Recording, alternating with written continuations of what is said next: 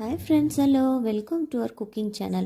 இன்னைக்கு நம்ம சேனலில் பார்க்க போகிறது ஒரு டிஃப்ரெண்ட்டான பிரேக்ஃபாஸ்ட் ரெசிபி.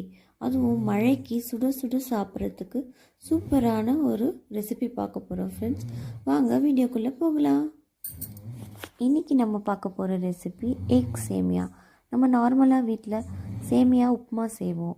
ஆனால் இந்த மாதிரி டிஃப்ரெண்ட்டாக செஞ்சு பாருங்கள். பசங்க பெரியவங்க எல்லாருமே ரொம்ப விரும்பி சாப்பிடுவாங்க.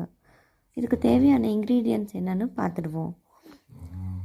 ஒரு கப் சேமியா, இது டொமேட்டோ கட் பண்ணி வச்சுக்கோங்க, green chillies, curry leaves, ginger garlic paste, onion, coriander leaves, 2 முட்டை. அப்புறம் இதுக்கு தேவையான மசாலாஸ் என்னென்னு பார்த்துடலாம்.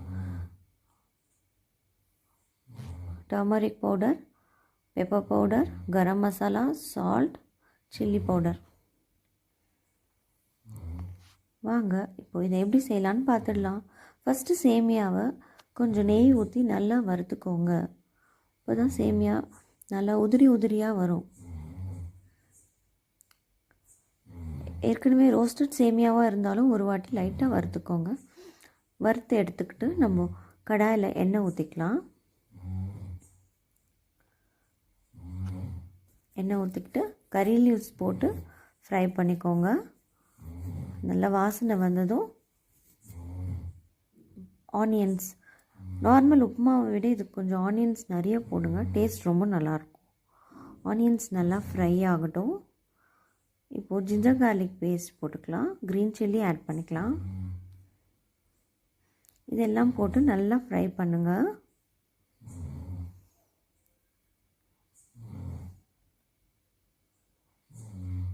கொஞ்சம் நல்லா ரோஸ்ட் ஆகட்டும். ஆனியன்ஸ் கொஞ்சம் கலர் சேஞ்ச் ஆனதுமே டொமேட்டோஸ் ஆட் பண்ணிக்கோங்க.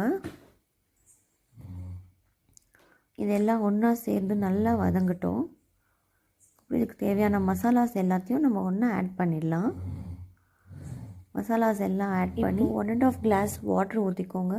தண்ணி ஊற்றி நல்லா மிக்ஸ் பண்ணி கொஞ்சம் கொதிக்கட்டும். கொதி வந்ததும் 2 முட்டையை உடச்சி ஊற்றிக்கோங்க. முட்டை வேகட்டும் கொஞ்சம் நேரம், 2 to 3 மினிட்ஸ் போதும், வெந்துடும்.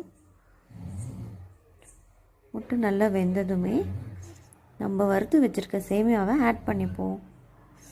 இப்போது எல்லாம் ஒன்றா சேர்ந்து நல்லா கலந்து ஒரு சிம்மில் இருக்கட்டும், ஒரு 5 மினிட்ஸ் சிம்மில் இருக்கட்டும். சிம்மில் நல்லா கொதிக்கட்டும்.